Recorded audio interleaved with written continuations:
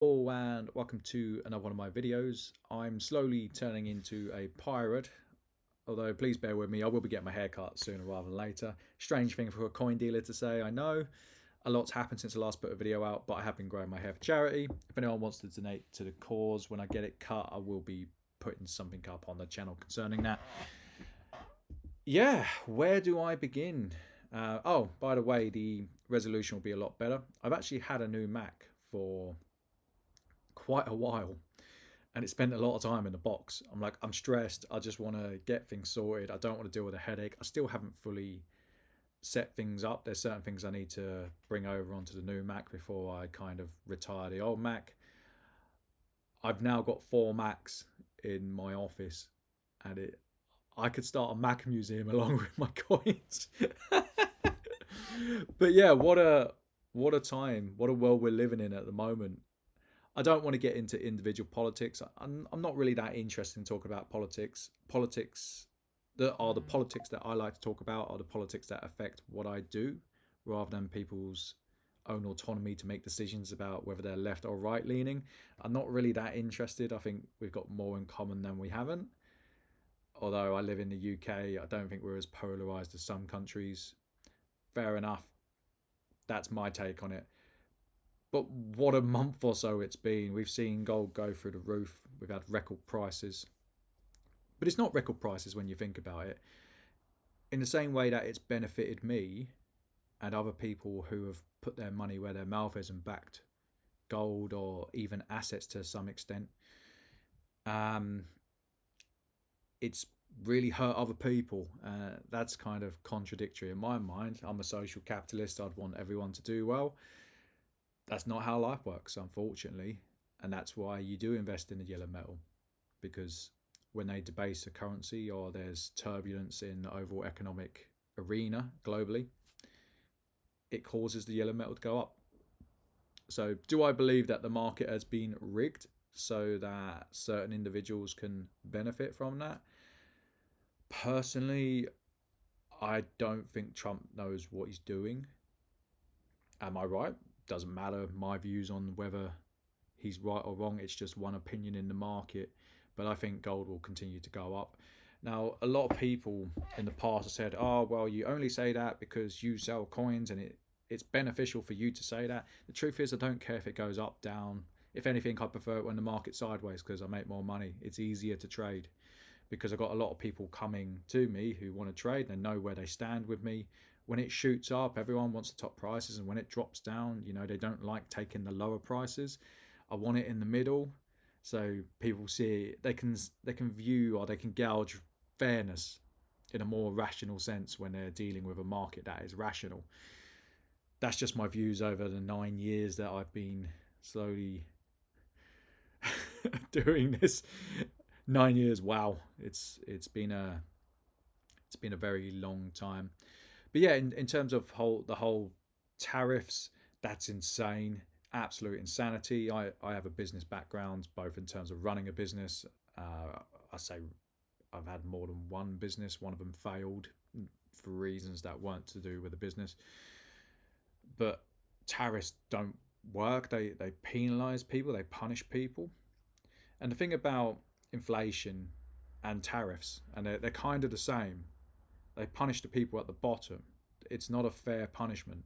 So when you're wealthy and you get hit with higher prices, the truth is your money's in assets, so your assets are going up, but the things that you use to live, your rent, what you eat, etc., your clothes, it only goes up a small percentage in terms of your overall income. So if you're earning 100k a year and the price of eggs goes up 10 pence, do you care? Not really. I've got to the point in my life where I say this to my friends. I do not enjoy going to Weatherspoons. Now, for my friends who are not in the UK or they don't know what JD Weatherspoons is, it's a chain of pubs. Rightly or wrongly, they serve cheap beer. They're a very, very successful company. But the reason I don't like going there because they serve cheap beer. it causes aggro. You get a lot of young men with a lot of testosterone fighting over young ladies. Fair enough, we've all been there, or the majority of us have been there. And I'm tired of dealing with that type of person. So when I say to my friends I want to go elsewhere, I can afford to pay an extra £2 a pint.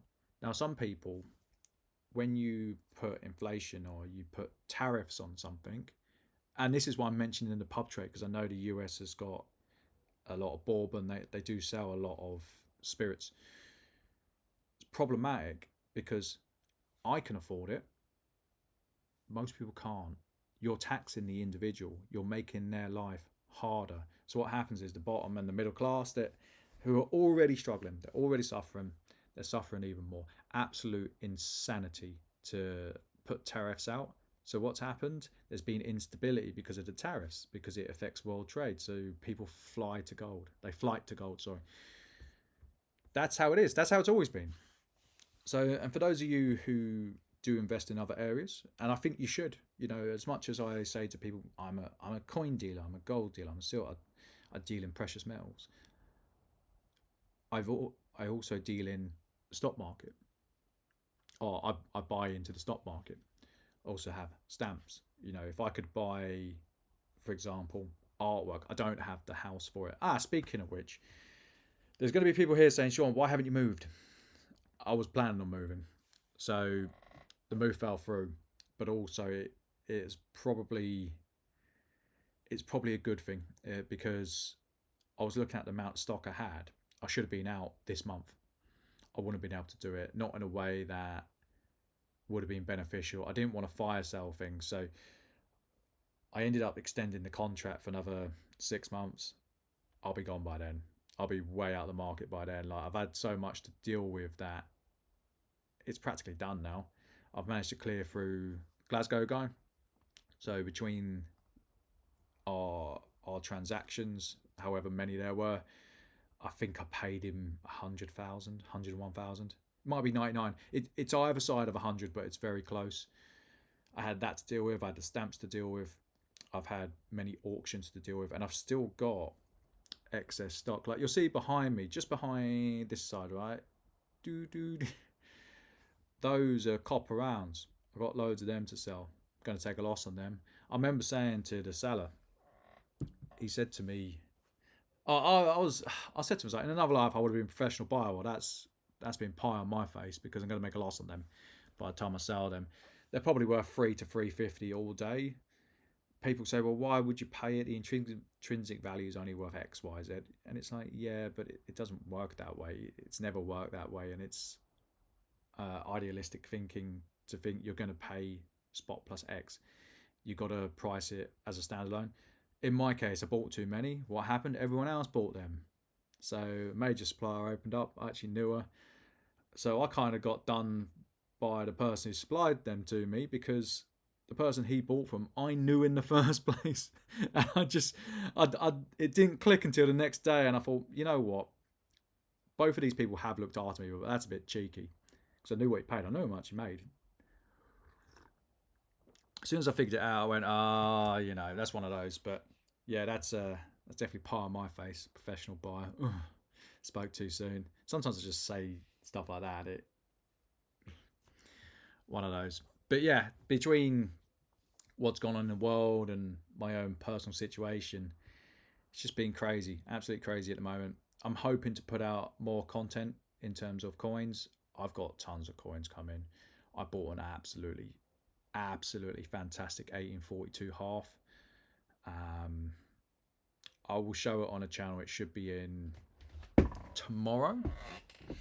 When I say it's a beaut, I mean, I think it will either grade or it won't. And if it grades, it's going to be there or thereabouts. If it's a top pop, maybe. It was found in the ground. It turns out the person who sold it to me, he said to me, he's like, I dug this up many, many years ago and you offered to buy it then, but wasn't ready to sell it. And I went, did I? And then I thought, yeah, I actually remember this coin. I remember talking to you about this coin. That shows how far I've come because I hadn't spoke to him since 2021. I looked at the timestamp on social media And I just thought, yeah, fair play. Absolutely fantastic coin. I'm glad that he's given me the opportunity to own it. I don't think I'll be selling it, but if I did sell it, I'd wait till the grade comes back, because if it comes back a top pop, I'm gonna 2x, 3x my money. There's a big if though, a big if. Sometimes I get it. I get a coin in raw, and I'll pay a price, and you got to buy a ticket to the lotto, and it works both ways. So I recently had an 1887 double, and that come in raw, and I'm looking at it, I'm like, I'm not sure on this. If it grades, I'm quids in. If it doesn't grade, well, it hit. I also had I bought a 4 coin 2005 set.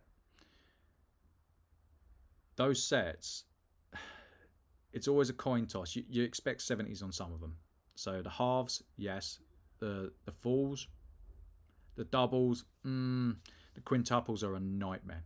However, if you hit the quintuple and a PF70 on these sets, by these sets I'm talking the 89, 2002, 2005, 2012, 2016, 2017. They're the sets I'm referring to. Not the newer ones, but so if you hit the PF70 on those sets, it's worth money. It's worth big money. So I bought a set, and the half hit, which I kind of expected. The full and the double didn't hit. They got a 69, so there's not really much in it for those. And then the quintuple got PF70. That coin's now worth between £4,500 to £5,000. I paid £4,500 for the set. I did okay. I've done exceptionally well on that. But then if you factor in the fact that if it got a 69, what are we talking? £3,500 for it. So you're losing £1,500 just for one grade. Is that right or wrong? I don't set the market. I'm just trying to give you an overview of how coins like that can really be beneficial to you if you grade them. But there are pitfalls in it. There's huge pitfalls in it. If it come back a details grade, no one wants it. Especially the quints. I find that the wealthier clientele. Oh, this is my experience of it anyway. I'm not the largest of traders, so sometimes you have to listen to what all the dealers are saying, or all the people on the market are saying, and you got to look at auctions, and you got to come to your own conclusion. But I found that the larger buyers, the wealthier buyers, they tend to want the best of the best, and buying a details grade quintuple, even a special year or a 69, they can afford the 70. So make it that way you will. Anyway, I hope you've enjoyed this ramble. It has been a bit of a weird construction of sentences my end. There will be more videos, not as many as I'd planned at the start of the year, but there will be more. I've got some real nice things to show. I hope you've enjoyed the video quality. It certainly is a lot better than the last one. Why it's taken me a long time. I had it in a box a couple of weeks. Why it's taken me so long, I don't know.